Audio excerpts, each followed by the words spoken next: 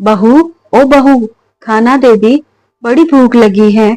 बहू, बासी ताजा जो भी हो दे जा, अब बर्दाश्त नहीं हो पा रहा है। बीना जी ने कहा कि तभी एक औरत तमतमाती और बड़बड़ाती हुई बाहर आई, एक कटोरे में भात और नमक लिए हुए। और बीना जी तो एक आंगन में ही रहती हैं। उनके सामने एक टूटी कटोरी में डालकर कहती हैं, ले बुढ़िया, ठूस ले। 70 साल की हो गई है, पर अभी भी भूख कितनी लगती है। लगता है स्वर्ग सिधारने तक मुझे कंगाल ही कर देगी। बीना जी की बहू ममता ने कहा, ला रही थी। बीना जी उसके पीछे ऐसे जा रही थी मानो वह कब से भूखी बैठी हो। ममता के उस कटोरी में भात डालते ही बीना जी झटपट उसे खाने लगती हैं। वह था तो सिर्फ रात का बचा भात और नमक ही, पर उसे भी वह इतने चाव से खा रही थी। शायद उस भात से ज्यादा उनकी भूख पुरानी थी। बीना जी को ऐसे खाता देख ममता जल भुन जाती है और वह बीना जी की कटोरी के भात को जमीन पर डाल देती हैं।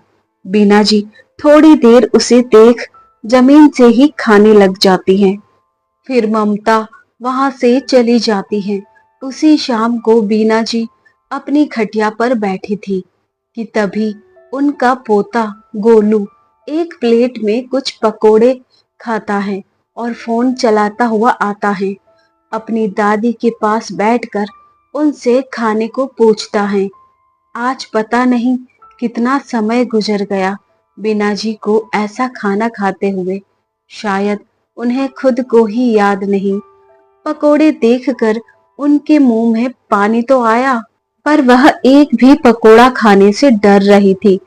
गोलू बार बार कह रहा था, लो ना दादी, एक तो ले लो, पर बीना जी मना किए जा रही थी। तो इस पर गोलू उनके मुंह में जबरदस्ती पकोड़े डाल देता है। वह पकोड़े के मुंह में जाते ही एक बड़ी तृप्ति की झलक दिखती है बीना जी के चेहरे पर। वो आंखें बंद कर पकोड़े का स्वाद ले ही रही थी कि तभी किसी ने उसके बाल पकड़ लिए। जब बीना जी ने आंखें खोली तो ममता उनके बाल पकड़े हुए खड़ी थी और बगल से गोलू भी जा चुका था। ममता ने बीना जी के बाल पकड़ के पहले उन्हें जमीन पर पटक दिया, फिर उन पर लात और हाथों से प्रहार करने लगती है। मत मारो बहू, आगे से नहीं खाऊंगी, बस एक ही खाई थी, बस एक ही खाई थी, मत मारो। बीना जी रोती हुई कहे जा रही थी, बुढ़िया, एक तो कब से मेरी छाती पर मूंग डल रही है, ऊपर से मेरे बनाए नियम भी तोड़ रही है। आज तो तेरे बदन को ना तोड़ा तो मेरा नाम भी ममता नहीं। ममता ने यह कहा और इसी तरह वह बीना जी को बहुत पीटती रही। पीट पीट कर जब ममता का गुस्सा शांत होता है तब वह कहती है, आज पूरे दिन तुझे खाना नहीं मिलेगा, अब भुगत पकोड़े के स्वाद को। बीना जी मार खा कर लड़खड़ाते हुए उठती हैं और अपने खटिए पर जाकर सो जाती हैं। वह पूरे दिन बस बाहर आंगन में ऐसे ही पड़ी रहती हैं, या तो कोई काम करती या तो अपनी खटिया में लेटी रहती। गर्मी हो, सर्दी हो या बरसात हो, घर के अंदर उन्हें जाने की इजाजत नहीं थी। वह आंगन में पड़ी मक्खियों के साथ बातें करती। उनका बेटा पुनित, जो कि बाजार में अपने पापा के बनाए हुए किराने की दुकान को चलाता था, न जाने कितनी बार माँ के पास से निकलता था, पर कभी भी अपनी माँ से उनका हालचाल नहीं पूछता था। और ममता बीना जी का आओ भगत तभी करती थी जब उसकी दोनों नंदे वहां आती थी। उनके सामने वह बीना जी से बड़े अच्छे से पेश आती थी, पर बेटियां जब अपने घर वापस चली जाती थी, सारी सेवा ममता सूद समेत वसूल करती थी। हाँ, बीना जी ने कई बार चाहा कि बेटियों को ममता और पुनीत की असलियत बता दे, पर फिर यह सोचकर डर जाती कि कहीं ऐसा करने से ममता उसे इस घर से ही ना निकाल दे। फिर वह जाकर बेटियों की सर की बोझ बन जाएगी। वह तो वैसे भी अपने ससुराल वालों पर आश्रित है। एक दिन सुबह बीना जी को खबर मिलती है कि उनकी छोटी बेटी सुनैना आने वाली है। बीना जी बड़ी खुश हो जाती हैं। चलो, आज 1 साल बाद कुछ अच्छा खाने को मिलेगा, क्योंकि सुनैना 1 साल पहले आई थी अपनी दीदी संगीता के साथ।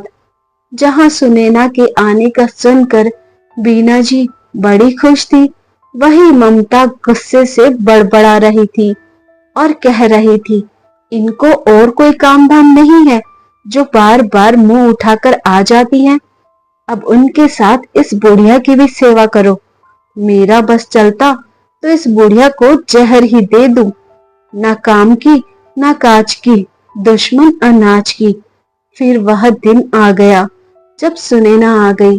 सुनैना के आने का समय शाम का था, पर वह जल्दी ही आ गई और उसकी खबर उसने पहले से अपने भैया भाभी को नहीं दी थी, क्योंकि वह जल्दी जाकर सबको चौंकाना चाहती थी। पर जल्दी पहुंचने से हुआ यूं कि वह घर में घुसते ही खटिया पर लेटी अपनी माँ को देख लेती हैं। तो वह कहती हैं, क्या हुआ माँ, ऐसे बाहर क्यों लेटी हो? वो अंदर बड़ी गर्मी हो रही थी तो बाहर खुली हवा में आ गई। पर बेटा, तू जल्दी कैसे आ गई? बीना जी ने कहा, हाँ, मुझे पहले ही ट्रेन मिल गई, पर इतनी दोपहर में बाहर, यहाँ तो तब जाओगी, चलो अंदर। यह कहकर सुनैना बीना जी के साथ अंदर जाती हैं। सुनैना और बीना जी को साथ देखकर ममता सकपका जाती है और कहती है, अरे सुनैना, तुम अभी कैसे? हाँ भाभी, जल्दी की ट्रेन मिल गई। पर भाभी, इतनी गर्मी में माँ बाहर लेटी है, आपने कुछ कहा क्यों नहीं? सुनैना ने कहा, अरे सुनैना, तुम जानती नहीं क्या अपनी माँ को, कितनी जिद्दी है, कभी किसी का कहना नहीं मानती। इन्हें तो मैं अपने तरीके से समझाती हूँ। ममता ने कहा, हाँ भाभी, मुझे पता है आप कितना ख्याल रखती हैं माँ का। वह तो बस माँ ही कभी कभी जिद पर अड़ जाती है। क्या करे, अब उम्र भी तो काफी हो गई है ना। ओह, मैं तो बातों बातों में एक बात कहना ही भूल गई। भाभी, कल संगीता दीदी भी आ रही है। वह क्या है ना, पापा ने हम तीनों भाई बहनों के नाम पर हर प्रॉपर्टी कर रखी है, तो अब हम चाहते हैं सारा कुछ भैया के नाम कर दे। जब पापा की जिम्मेदारी भैया ने उठाई और माँ की अभी भी उठा रहे हैं, तो फिर उनकी जायदाद में भी उन्हीं का हिस्सा होना चाहिए ना। सुनैना ने कहा। यह सुनकर ममता के तो मन में लड्डू फूटने लगे। चलो, इस बुढ़िया को इतने दिनों तक पालने का कुछ तो फल मिला, ममता ने मन में सोचा। इधर बीना जी ममता की बातों से दुखी हो जाती है और सोचती हैं, मेरी भोली बेटियां अपनी माँ की आंखों को काश पढ़ पाती और अपने भैया भाभी का असली चेहरा देख पाती। मैं तो कुछ कह नहीं सकती। अगर इस बार भी चुप रह गई तो बहुत गलत हो जाएगा। नहीं, मुझे अब चुप नहीं रहना चाहिए। और फिर वह सुनैना के पास उसके कमरे में जाती है। आओ माँ, आज मेरे पास ही सो जाओ। यहाँ लेटो, मैं आपके पैरों में तेल लगा देती हूँ, सुनैना ने कहा। सुनैना ने जैसे अपनी माँ के पैरों को अपनी गोद में लिया, उसमें अनगिनत दाग देखकर वह चौंक गई और उसने पूछा, माँ, यह सब क्या है? यह दाग कैसे? बीना जी तो सब कुछ सुनैना को बताने ही गई थी। पर जब सुनैना ने दाग के बारे में पूछा तो वह घबरा गई और बात को घुमा दिया और कहा, वह पता नहीं, इस उम्र में तो यह सब होता ही रहता है। कुछ खाने पीने की लापरवाही से हुआ होगा। तू यह सब छोड़ और मालिश पर ध्यान दे। उसके बाद रात को सभी सो जाते हैं। बीना जी सुनैना के बगल में गहरी नींद में सोई थी कि तभी ममता आकर उन्हें धीरे से जगाकर बाहर आने को कहती हैं। बीना जी भी दबे पांव ममता के पीछे कमरे से बाहर चली जाती हैं। ममता बीना जी को रसोई में ले जाती हैं और कहती हैं, बड़े आराम फरमा रही है, कर लो आराम, बस कुछ दिनों की ही बात है। एक बार यह तेरी बेटियां अपना हिस्सा छोड़ दे, उसके बाद तो उनके सामने यह सारे ढोंग करने की जरूरत ही नहीं पड़ेगी। फिर तो इनका यहाँ आना भी बंद कर दूंगी। हाँ, पर सुन बुढ़िया, अगर इनको उससे पहले जरा सी भी कोई भी बात की भनक लगी तो तुम्हारी खैर नहीं। याद है ना पिछली बार की मार? उससे कई ज्यादा दाग होंगे बदन पर। अगले दिन संगीता भी आ जाती है तो उसे देखते ही ममता और भी ज्यादा खुश हो जाती हैं। शायद यह आज पहली बार हो रहा होगा कि नंदों के आने से ममता इतनी खुश थी। संगीता को देखकर पता नहीं बीना जी को क्या हो गया। वह संगीता से लिपट लिपट कर फूट कर रोने लगी।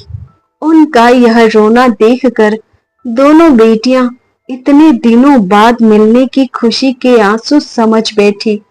पर बीना जी क्यों रो रही थी, यह बीना जी और ममता ही जानते थे। बीना जी जानती थी कि इन सब के बाद ममता उनसे और भी बुरे तरीके से पेश आएगी, पर वह चाहकर भी अपनी जुबान खोलने की हिम्मत नहीं जुटा पा रही थी। फिर दोनों बहनों ने अपने भाई से कहा, भैया, कागजात तो हमने हमारे पापा के वकील से बनवा लिए हैं, वह कल लेकर आएंगे। अरे, यह सब करने की क्या जरूरत थी? पापा ने कुछ सोच समझ कर ही यह सब किया होगा, बीना जी ने हकलाते हुए कहा। उनका इतना कहते ही ममता और सागर बड़ी बड़ी आंखें कर उन्हें घूरने लगते हैं कि तभी सुनैना कहती है, माँ, पापा ने हम तीनों को हमेशा एक जैसा चाहा, इसलिए उन्होंने ऐसा किया था। पर अब जब हम अपने अपने घर में रच बस गए हैं, फिर इन सब की हमें क्या जरूरत है? हमारी नंदों ने भी तो यही किया। माता पिता अपने बच्चों में कभी भेदभाव नहीं करते हैं, पर पता नहीं उन्हें बुढ़ापे में क्या हो जाता है जो उन्हें सिर्फ अपने बेटों का कंधा ही इज्जत वाला लगता है। बेटियों के कंधे या उनका घर सब तो पराया हो जाता है। इससे पहले सुनैना आगे कुछ और कह पाती, बीना जी ने उसके हाथ दबाकर चुप रहने का इशारा कर दिया। और इधर सुनैना की अतरंगी बात से सभी हैरान हो गए। एक तरफ तो यह अभी कह रही थी कि पापा ने कोई भेदभाव नहीं किया, और फिर अभी कह रही हैं कि बुढ़ापे में माता पिता सिर्फ बेटों का कंधा ही तलाशते हैं। फिर सुनैना ने यूं हंसते हुए कहा, भाभी, पकोड़े बनाओ ना, पनीर के बनाना, माँ को भी बहुत पसंद है। अरे नहीं सुनैना, माँ जी को पनीर नहीं पचती, तुम लोगों के लिए बना देती हूँ, ममता ने कहा। नहीं भाभी, कुछ नहीं होगा माँ को, माँ भी खाएगी, और अगर कुछ हुआ भी तो डॉक्टर और दवा किस लिए है? क्यों माँ, क्या कहती हो? सुनैना ने कहा। बीना जी तो कुछ नहीं कहती, पर उन्हें पता था कि इस बात पर ममता कितने गुस्से में होगी। अगली सुबह दोनों बहनों ने ममता से कहा, भाभी हम बाजार जा रहे हैं, 1 घंटे में वकील को साथ लेकर ही वापस आएंगे। उनके बाजार जाते ही ममता को पूरा मौका मिल जाता है बीना जी पर अपनी भड़ास निकालने का। वह बीना जी के पास पनीर का एक बड़ा टुकड़ा लेकर गई और कहा, यह ले बुढ़िया, पनीर के पकोड़े खाने थे ना तुझे, देख कितना बड़ा पनीर लाई हूं तेरे लिए, और भी कुछ है इसके बाद। यह कहकर वह लाल मिर्च पाउडर उस पनीर के टुकड़े में लगा देती है और कहती है, अब खा इसे। नहीं बहू, इतनी मिर्ची मैं नहीं खा सकती, मैंने नहीं कहा था पकोड़े के लिए, वह तो सुनैना और संगीता ने कहा था। बीना जी पिलकते हुए बोली, तो तूने मना भी तो नहीं किया ना, सोचा होगा इसी बहाने थोड़ा जीभ का भी स्वाद दे दूं। अब उसी जीभ पर ऐसा स्वाद लगाऊंगी कि आगे से जब भी कुछ खाने का सोचा यह स्वाद सबसे पहले याद आएंगे। और अब तो तुम्हारी बेटियां भी यहाँ नहीं हैं जो तुम्हें बचाएगी। ममता ने कहा, बहू एक बार तुमने मुझे जबरदस्ती खराब खाना खिलाया था, जिसकी वजह से मैं 15 दिन तक बीमार रही, और अब इतनी मिर्च से कहीं मैं मर ही न जाऊं। मर जाऊं तो फिर भी चलेगा, पर जो बच गई तो बहुत तड़पूंगी। बहू ऐसा जुर्म मत करो, तुम मुझे जहर ला कर दे दो, मैं वह खाकर हमेशा के लिए यहाँ से तुम लोगों की जिंदगी से चली जाऊंगी, पर ऐसे हर रोज मुझ पर यह अत्याचार मत करो, आखिर मैंने तुम्हारा क्या बिगाड़ा है। बीना जी ने कहा, जहर दे पाती तो कब का दे दिया होता, पर यह सब करके मुझे जेल नहीं जाना, और वैसे भी बुढ़िया तू और कितने दिन जिएगी, पर जितना दिन भी जिएगी मैं तेरा वो हाल करूंगी कि तू खुद ही मर जाएगी। ममता ने कहा, और वह पनीर का टुकड़ा जबरदस्ती बीना जी के मुंह में घुसाने ही जा रही थी कि तभी पीछे से सुनैना और संगीता आकर ममता को धक्का देकर बीना जी से दूर कर देती हैं, और संगीता लगातार कई चाटे ममता को मारती चली जाती हैं। यह क्या कर रही हो तुम संगीता? ममता ने गुस्से में कहा, क्यों भाभी, जो आप माँ के साथ करती हैं उसके आगे तो ये कुछ भी नहीं, उसके लिए तो आपको जो सजा दी जाए वह भी कम है, संगीता ने कहा। तब तक पीछे से पुनीत भी आ जाता है। वहां के शोर शराबे सुनकर उसका कारण पूछता है। इस पर ममता तुरंत कहती है, देखिए जी, आज ये छोटी होकर अपनी माँ जैसी भाभी पर हाथ उठा रही है। क्या नहीं किया मैंने इनके लिए। इस घर में जब से आई थी यह कितनी छोटी थी, माँ बनकर इनका ख्याल रखा, और आज यह मुझ पर हाथ उठा रही है। यह क्या है संगीता, तुम लोग यह सब करने आई हो यहाँ? अब से यह मेरा घर है, और यहाँ सिर्फ मेरा और ममता का हुक्म चलेगा, और हम चाहते हैं तुम लोग यहाँ अब कभी मत आओ। पुनीत ने कहा, यह क्या कह रहे हैं जी आप, हमारा घर? ममता ने आश्चर्य होकर पूछा। हाँ ममता, यह लोग अभी अभी मेरी दुकान पर वकील को लेकर पहुंचे थे, मुझसे दस्तखत करवाने। इन लोगों ने अपना हिस्सा मेरे नाम कर दिया है, इसलिए अब तुम्हें चिंता करने की कोई जरूरत नहीं है। अब ना ही तुम्हें इनकी चापलूसी करने की जरूरत है, और ना ही इस बुढ़िया को सताने से तुम्हें कोई रोक सकता है।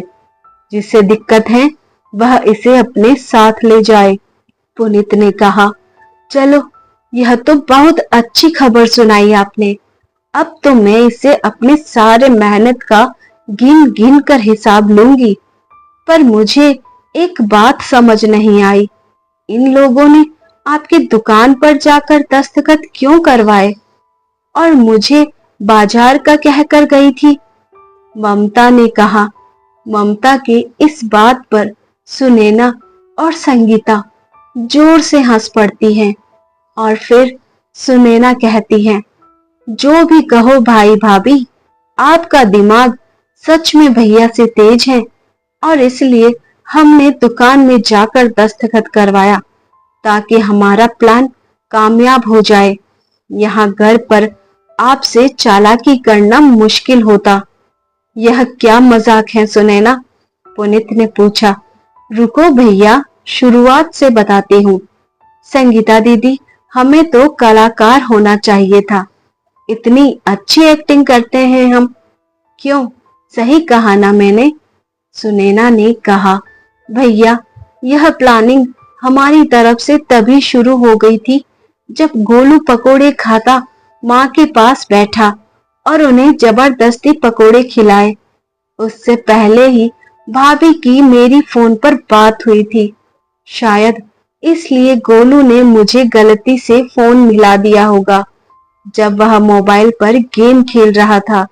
यह गोलू की गलती थी या भगवान की कोई लीला, यह तो कह नहीं सकती। पर उस दिन जब माँ को भाभी सिर्फ एक पकोड़ा खाने के लिए पीट रही थी, मैंने सब कुछ सुन और समझ लिया था। मुझे उसी दिन यह भी पता चल गया था कि माँ के साथ आप कैसा बर्ताव करते हैं। फिर मैंने तुरंत संगीता दीदी से बात की और यह प्लान बनाया कि किस तरह आपको सबक सिखाया जाए। सुनैना ने कहा, हम चाहते तो तभी आकर तुम लोगों की तुम्हारी औकात दिखा सकते थे, पर उसमें वह मजा नहीं आता जो आज आया। भैया, तुम्हें क्या लगा अचानक से आकर हमने यूं ही प्रॉपर्टी की बात छेड़ दी? नहीं, हम चाहते थे कि पहले आपसे सब कुछ छीन कर माँ के नाम कर दे, फिर आप लोगों को भी आपके ससुराल भेज देंगे। उस दिन की बात और मारपीट की बात सुनैना के फोन में रिकॉर्ड है और आज की मारपीट और वीडियो मेरे फोन में रिकॉर्ड है, जो तुम दोनों को जेल भिजवाने के लिए काफी है। संगीता ने कहा। क्या सच में यह लोग अब मुझ पर हाथ नहीं उठा पाएंगे? जानती है सुनैना, जब यह मारती है ना, 2 दिन तक मैं बिस्तर से उठ नहीं पाती। कभी कभी तो दर्द से उल्टी भी हो जाती थी। यह कहकर बीना जी अपने आंसुओं को पोंछने लगती है और अपनी हकलाती आवाज में कहती है, बचपन में मैं जब तुम लोगों को मारती थी, अगर उसके निशान पड़ जाते थे तो मेरा दिल बहुत रोता था और आज अपनी बूढ़ी लाचार माँ को पीट पीट कर इतने निशान दिए कि मैं दर्द से पूरी रात कराहती हूँ, फिर भी इनको कोई फर्क नहीं पड़ता। माँ, क्यों आपने एक बार भी हमें नहीं बताया? क्यों इनके अत्याचार सहती रही? संगीता ने कहा। डर लगता था बेटा इसकी मार से, और इसके तो फिर भी सह लेती, पर पुनीत जब मारता था ना, तो मुझे अपनी हड्डियां चटकने की आवाज भी आती थी। पर अफसोस, इतना मार खाकर भी आज जिंदा हूँ। पता नहीं यह मेरे किस जन्म के पाप है, उसे मैं अभी भोग रही हूँ। वरना एक लोहे की बाल्टी से तेरे भैया ने मेरे सिर पर मारा था, तब भी मैं नहीं मरी। बीना जी कहते हुए रोए जा रही थी। माँ, आपके हर एक चोट का हिसाब होगा। इन्हें तो अब सजा हम दिलवाएंगे। यह लो, पुलिस भी आ गई। ले जाइए इन हैवानों को और हम इनके खिलाफ सबूत पीछे से लाते हैं। संगीता ने कहा। माँ, अब आप आराम से यहाँ रह सकती हैं, पर इस उम्र में अकेली आप कैसे रहेंगी? आप मेरे साथ चलिए, वहां आप मेरे साथ रहना। सुनैना ने कहा। नहीं बेटा, जब यह बूढ़ी हड्डियां इतनी मार सह सकती हैं, तो अकेले भी रह सकती हैं। मुझे अपनी आजादी महसूस करने दे। अब से मैं अपने कमरे में सोऊंगी, जो मन करेगा सो खाऊंगी। बीना जी एकदम बच्चों जैसी हरकतें करने लगी, जिसे देख सुनैना और संगीता की आंखों में आंसू आ गए। और उधर ममता और पुनीत को पुलिस ने पकड़कर जेल में डाल दिया। जब 5 सालों बाद जेल से रिहा होकर घर लौटे तो अपनी माँ से फूट फूट कर रोते हुए माफी मांगने लगे। माँ जी, मुझे माफ कर दो, अब से ऐसा काम नहीं करूंगी। लेकिन बीना जी यह सब कैसे भूल सकती थी जो ममता ने किया था। उन्होंने साफ इनकार कर दिया कि मैं तुम दोनों को माफ नहीं करूंगी। पुनीत ने अपनी बहनों से गिड़गिड़ाते हुए बोला कि माँ को मना लो। सुनैना और संगीता के लाख समझाने के बाद भी बीना जी अपनी बहू और बेटे को माफ कर देती है और बोलती है कि अपनी गृहस्थी की एक नई शुरुआत करो और खुशी खुशी अपना जीवन व्यतीत करो। कहा जाता है ना, सुबह का भूला अगर शाम को घर आए तो उसे भूला नहीं कहते। तो दोस्तों, उम्मीद करती हूँ कहानी पसंद आई होगी। कहानी पसंद आई हो तो वीडियो को लाइक करें, चैनल पर पहली बार आए हो तो सब्सक्राइब करके बेल आइकन प्रेस करें ताकि न्यू स्टोरीज का नोटिफिकेशन सबसे पहले आपको मिल सके। Thanks for watching.